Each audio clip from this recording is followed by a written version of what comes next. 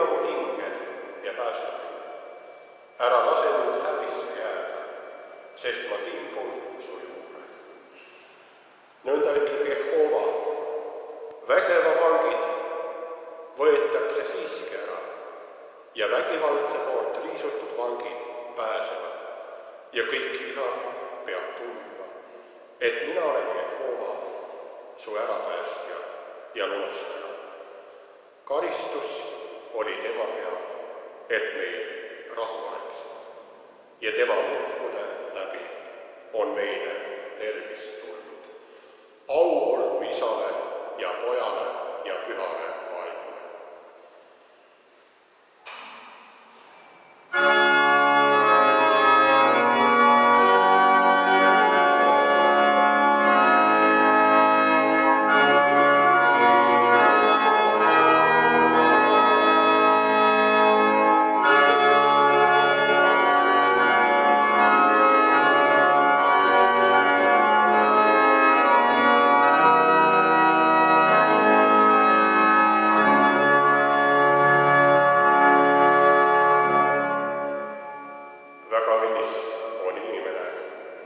Kelle ülastumine on andeks antud, kelle patt on kinni kaetud. Sellepärast tunnistagem Issandale oma patud üles, südamest ja suust nõnda üteldes. Halastaja Issand ja Isa, me tunnistame sinule üles oma mitmesugused patud ja üleastumised, millega me sinu viha ja nuhtluse oleme ära teeninud. Vaata taevast halastusega meie peale ja anna meile kõik meie patud andeks oma armsa Poja, meie õnnistegija, Jeesuse Kristuse kalli lunastuse pärast.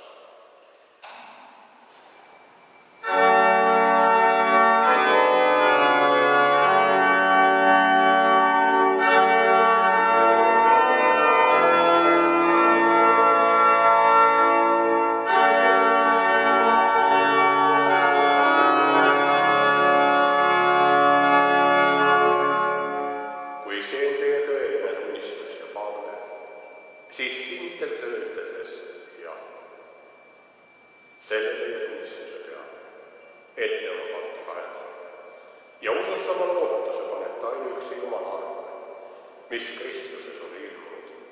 Kuulutan teile kutsutud ja seatud Jumala sõnasulasega Jumala arvule ja mõistetud Issanda Jeesuse Kristuse käsu kõigist teie pattudest lahti, Jumala Isa ja Poja ja Püha Vaimule.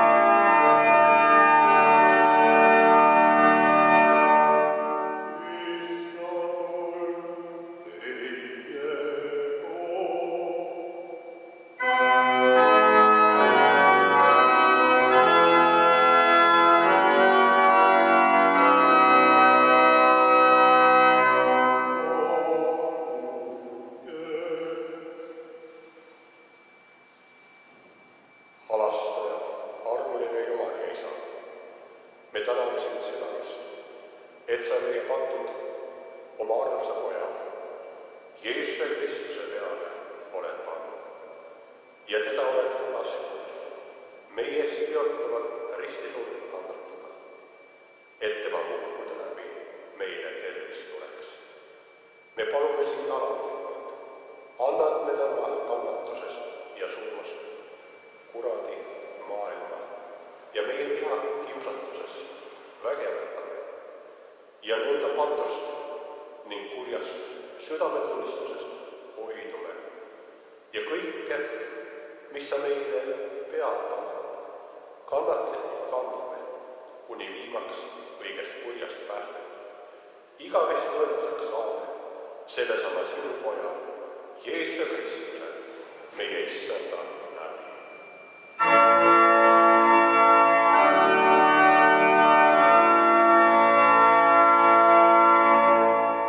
Me kuuleme Jumala sõna prohvet Jeremia raamatu 7.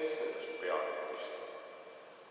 Issand ütleb, ma andsin teile selle käsu, öeldes, kuulake mu häält, siis ma olen teie Jumal ja teie olete minu rahvas. Ja käige kõigiti seda teed, mida ma teid käsken, et teil oleks hea võim.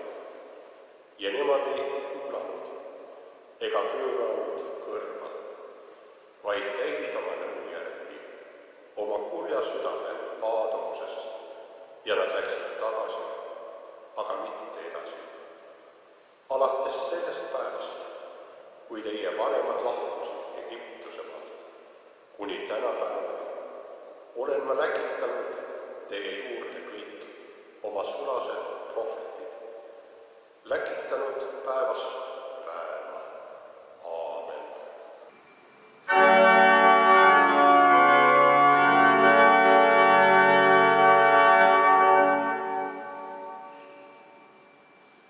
Ja esimesest Johannese kirjast 5. peatükist. Me teame, et ükski, kes on sündinud Jumalast, ei tee pattu, sest Jumalast sünnitatu hoiab ennast ja kuri ei puuduta teda. Me teame, et meie oleme Jumalast ja terve maailm on kurja käes, aga me teame, et Jumala poeg on tulnud ja andnud meile mõistmise, et me tunneksime ära tõelise ja meie oleksime tõelises tema poja Jeesuse Kristuse. Sellesama on tõeline Jumal ja igavene elu. Aamen.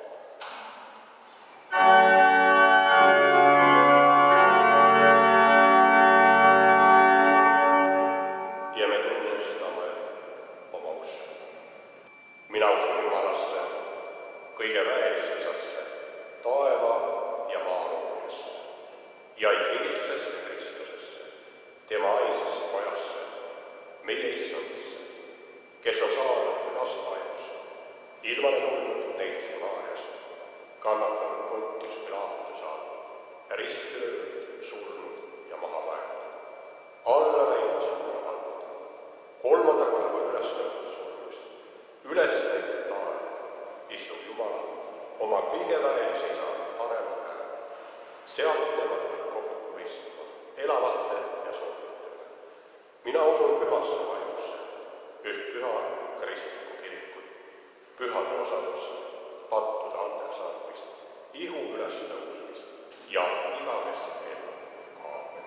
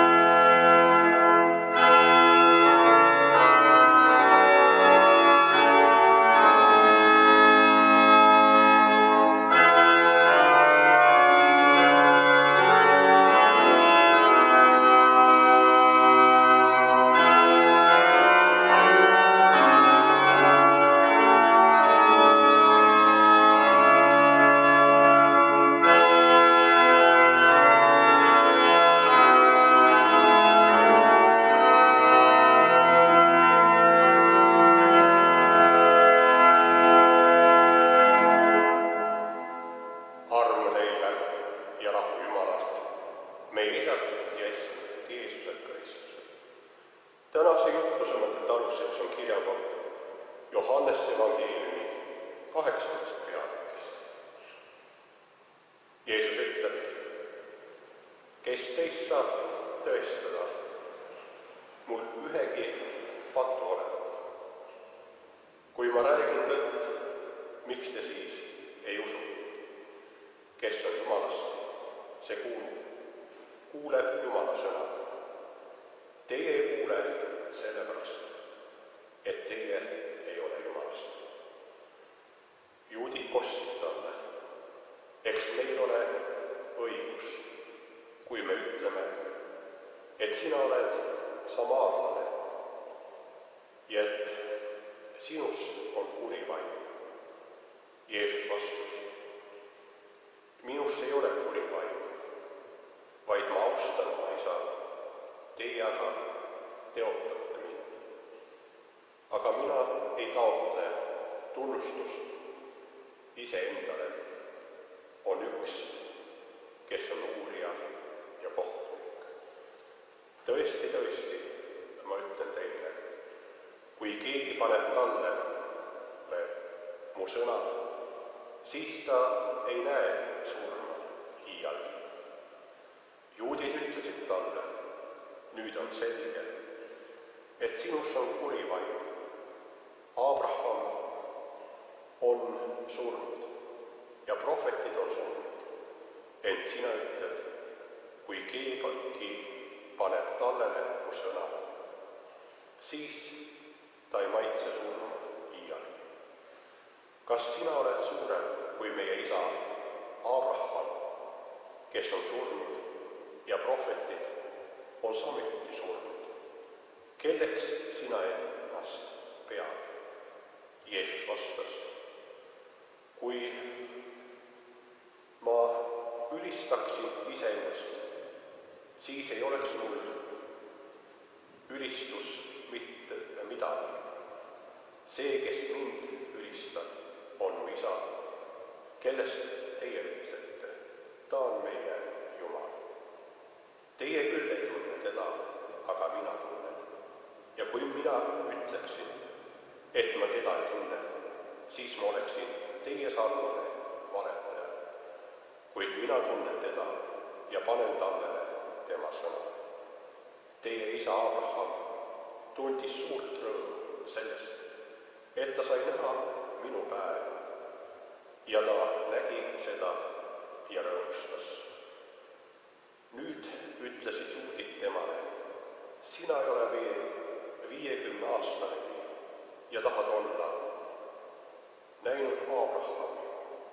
Jeesus ütles neile, tõesti, ma ütlen teile, enne kui Abraham sündis, olen mina. Nüüd nad võtsid kive, et teda nendega surnuks visata, aga Jeesus peitis enese ära ja lahkus pühakojast. Aamen. Abraham on Vana-testamendi patriarh ja juudid tõid oma vaidlustes tihti viimase trumbina välja asjaolu, et nende isa on Abraham, keda ei tohi puudutada. Hebron on üks väga tuntud koht Pühal maal. Sinna on maetud Abraham ja tema abikaasa ja nende lähedased. Kui Jeesus avaldas sellel teemal mõne mõtte, siis tahtsid juudid teda kividega surnuks visata. Usuisad on tundlik teema. Igal usundil on oma suurkuid. Juutidel on selleks Abraham, moslemitel aga prohvet Muhammed. Ja kui mõned aastad tagasi Pariisi karikaturistid riivasid oma piltidega moslemite usulisi tundeid ja vähemalt osaliselt tõmbasid sellega endale häda kaela. Ometi ei saa neid kahte sündmust päris hästi võrrelda. Jeesus ei mõnitanud juute, ta tõi juutidele nende usuisa Abrahami hoopis eeskujuks ja ütles: te ei tunne oma esiisa. Te rõhute oma füüsilisele päritolule ja arvate, et selles on teie ees. Teie esiisa oli aga tõeline usumees. Õppige teda ometi tundma. Kui te oleksite Abrahami lapsed, siis te teeksite ka Abrahami tegusid. Te püüate tappa mind, kes olen rääkinud teile tõtt. Seda ei ole Abraham teinud. Variserid ei võtnud Jeesuse kuulutust Jumala pojast. Maailmas pole midagi muutunud. See, kes tänapäeval püüab rääkida kristlikust usust inimestele ja kes pole seotud kirikuga, kogeb peagi oma ettevõtmise kohatust ja võõrastavust. Hästi iseloomustab sellist olukorda Kierkegaard, tuntud tähendamissõna kloonist ja põlevast külast. See lugu jutustab, kuidas ühes Taani rändtsirkuses puhkes tulekahl. Direktor saatis seepeale klouni, kes oli juba etenduseks valmis, kõrval asuvasse külasse abi järele. Kuna oli oht, et tuli levib üle niidetud kuivade põldude ka külale. Kloun kiirustas külasse ja palus inimestel tulla põleva tsirkuse juurde appi, tuld kustutama. Külaelanikud pidasid klouni kisa heaks reklaamitrikiks, et võimalikult palju inimesi etendusele meelitada. Nad plaksutasid ja naersid pisaratega. Klounil aga oli tõsi taga. Ta püüdis elutult inimesi veenda, teha neile selgeks, et tegu pole mingi trikiga, vaid asi on tõsine ja tsirkus põleb tõesti. Klouni hala vaid suurendas naerupahvakuid. Leiti, et ta mängib oma rolli suurepäraselt, kuni lõpuks tuli tõepoolest külani jõudis ja seda polnud enam võimalik kustutada.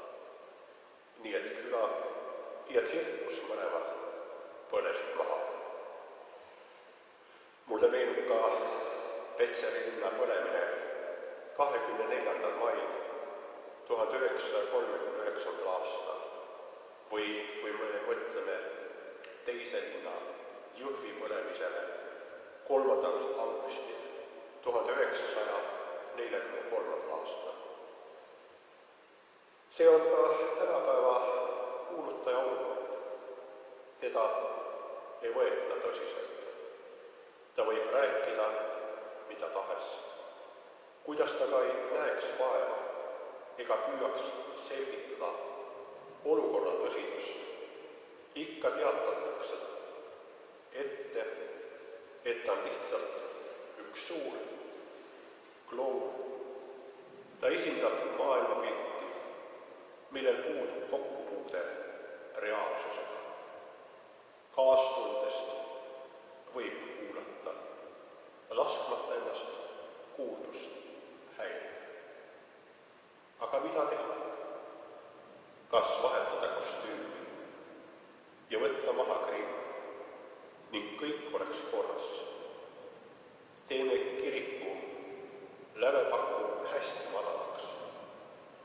Toome sisse ilmalikud kontserdid koostöös korraldame laste ja noorte tööd ilmalikul viisil.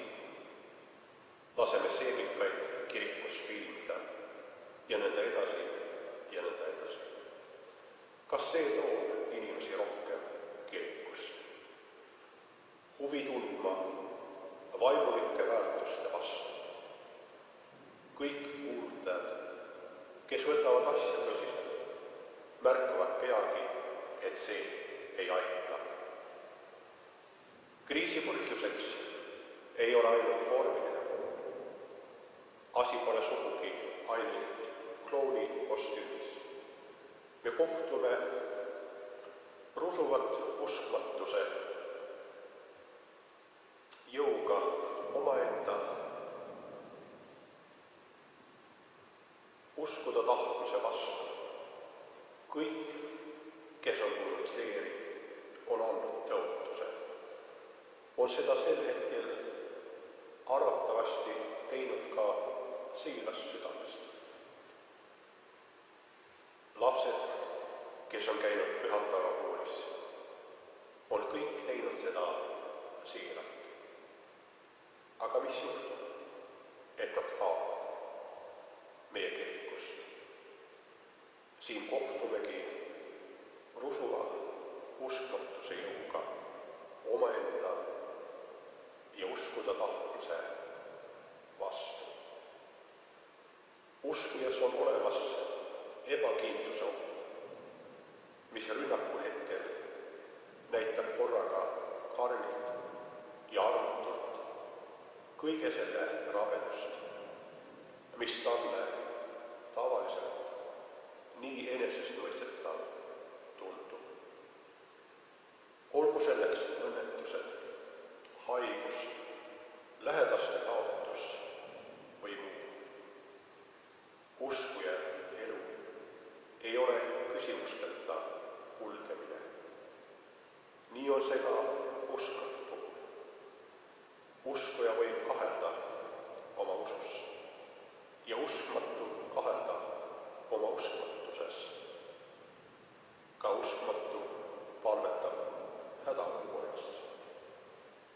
Kes tahab põgeneda uskulise ebakindluse eest, peab tunda saama uskmatuse ebakindlust, mis ei saa kunagi lõplikult välistada, et usk võib siiski tõele olla. Alles siis, kui usk on kõrvale heidetud, ilmneb, et seda ei olegi võimalik kõrvale heita. Sageli näed ja loed, et usku ja arvamust ei osata eristada ja need kaks aetakse alatasa segamini. Oma arvamusi pakutakse usu pähe.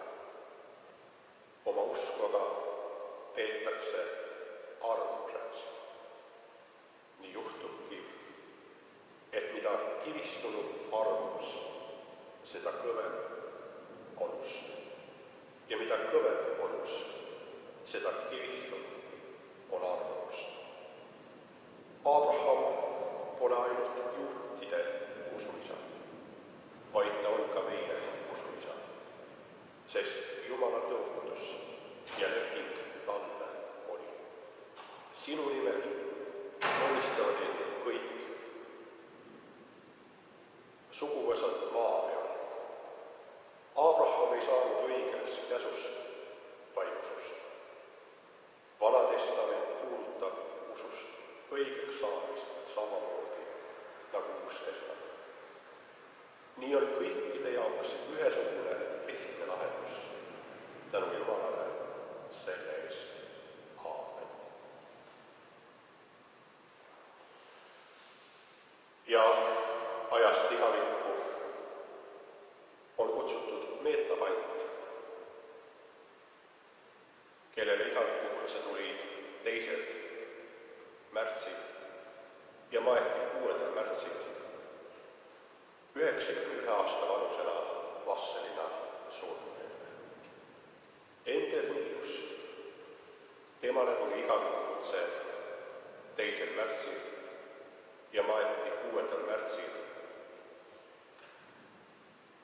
Vastseliina surnuaiale 87 aasta vanusel ja me alandume mälestuspaagale.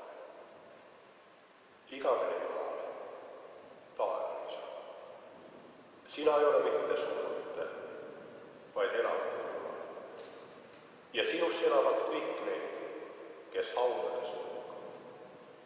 Me palume, ära lase meid surmahirmus masedusse vajuda, vaid hoia meid armulikult oma püha vaimupäeva, rõõmsas udus, julges lootuses ja südametunnistuse rahus.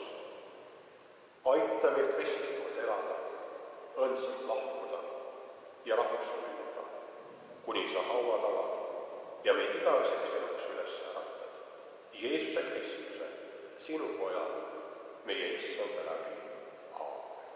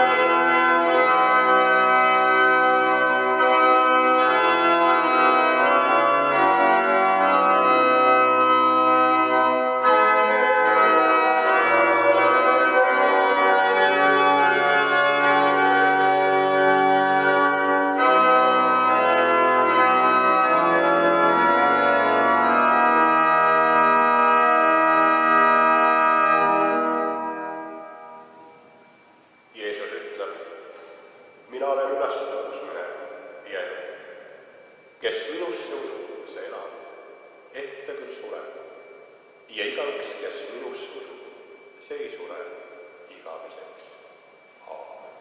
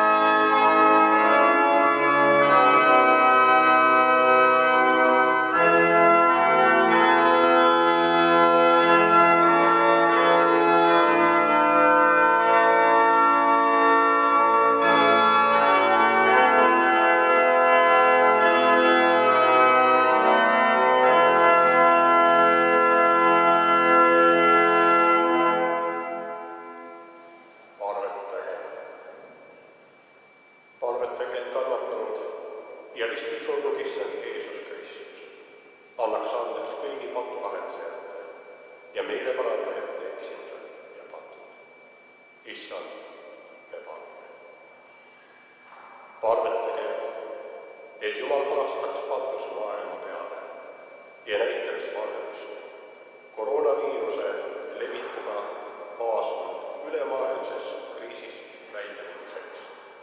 Issand, me palume. Palvetage kõigi viiruse tõttu igavikku lahkunud inimeste hingede pärast. Issand, me palume. Palvetage, et Jumal tervendaks haiget